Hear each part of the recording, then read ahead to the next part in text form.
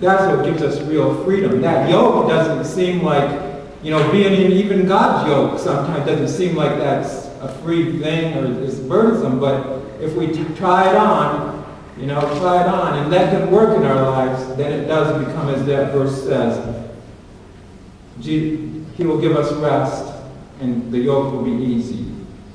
It was interesting when I was working on this sermon this morning. I was thinking about this something that I heard, and I got it pretty well right. But it was interesting. They actually quoted this morning in the bulletin. It's amazing how God works. I was thinking about it was Mike Ortel one time came here and gave us a sermon about the key, and what it was. It's a saying from page 94 of Steps to Christ, and it's right on the little blue thing. That's what I wanted to use, but I couldn't quite remember it all. I think I had it pretty close. But anyway, it says, prayer is the key in the hand of faith to unlock heaven's storehouse. That's what we have to do, talk with God about stuff. So, we're going through the thorns and the thistles. While we're going there, take a little time to talk with God. And He's there to listen. But it's the key in the hand of faith. The faith, He gives us that too. It's nothing good that comes from us. But He does, He helps us to turn the key even. He's there to help us. Okay. Now, He tells us how to pray too, and what we should say. In Matthew 7:7-8 it says, ask, and it shall be given you. Seek, and you shall find. Knock, and it shall be opened unto you. For everyone that asketh receiveth, and he that seeketh findeth, and to him that knocketh it shall be opened.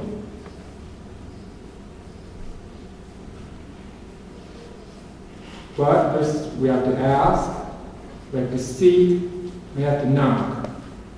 There's some other scriptures that go, along with prayer, but that's the one I want to share with you today. Now,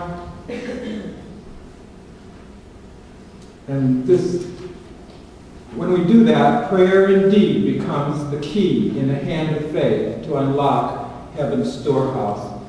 God owns the cattle on 1,000 hills. If our thorns and thistles are, about our well-being, we needn't worry. It's all, He owns everything. All the gold is His, everything is His.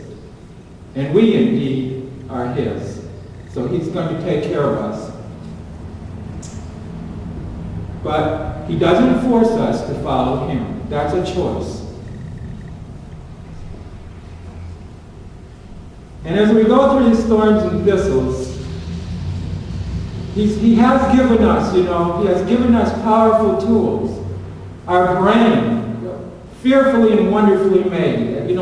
This brain that each one of us has, remarkable. I don't think we understand. Number one, we don't use, I think it is said we use very little of the power of that brain power that God has given us. So, if we stretch that a little bit it's a tool that He has given us. So He'll help us to use it to get past these thorns and thistles and the adversity that we face. He'll help us. It's a very powerful computer. And, it's try thinking outside the box. It's probably getting tired of hearing about that one, but I've heard it too. And I brought a little box, One thing that hit me this morning, I was considering the box. It's dark inside the box, and we need light to be in the box. So when I shine a light into the box, I can see things in there better. But we're in a box too, whatever it is. We're in a box, and sometimes we have to ask God to help us to think outside the box. I think He will. When we face the thorns and thistles, the toils and the sweat that mankind was cursed with because of sin, God will help us. You know, sometimes we just have to throw the box completely away. Get rid of the box and go on from there. If the box is keeping us, from doing reaching our potential.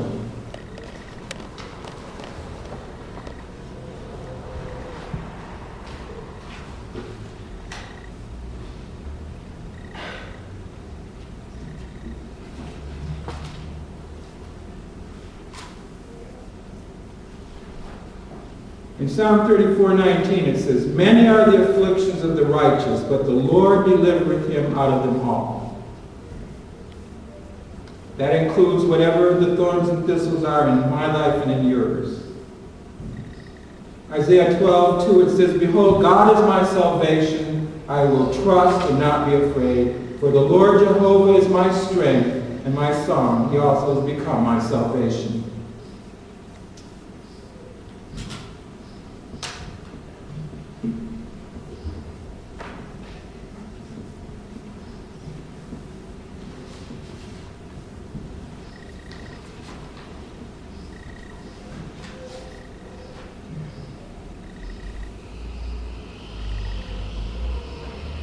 A farmer had a beautiful large acreage of grain, but right before harvest, he was hailed out. And we had a situation with hail. You told us what happened to you, and we've all experienced.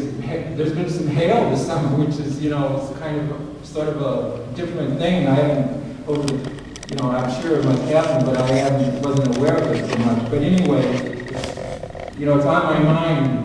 I was worried about the other day where it was about 7 or 8, it was not this week, but last week, it started hailing about between 7 and 8. That's, I think, when the storm came. And I was worried about, the car outside, but thank God it didn't do nothing seemed to have happened to it. But anyway, this farmer got hailed out. His crop was a total loss. After the hailstorm was over, father and son walked out to the devastated fields. The boy could not keep the tears back and expected some violent reaction from his dad. Imagine his surprise when he heard his father begin to sing, "Rock of Ages, cleft for me, let me hide myself in thee." My appeal to you, to myself, whenever I preach, I'm preaching as much to myself as to anyone else, because I need this. My appeal to you and to myself is that as we travel the road of life, and the thorns and the thistles, the sweat, take their toll, never, never forget that the rest of the story is yet not written. Keep your eyes on Jesus. In Revelation 21:7, you get a little picture of the rest of the story.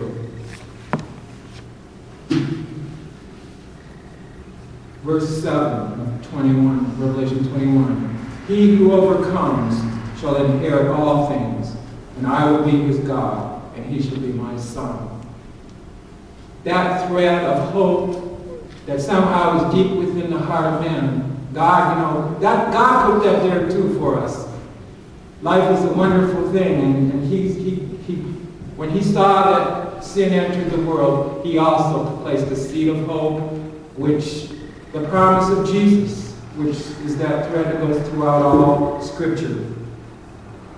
"He who overcomes shall inherit all things, and I will be his God, and he shall be my son." And there will be a day when the sweat, the thorns, the thistles will be no more. God bless each one of us.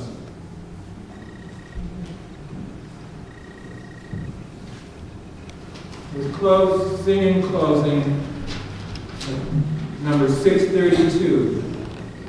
Until then, number 632. Stand as we sing.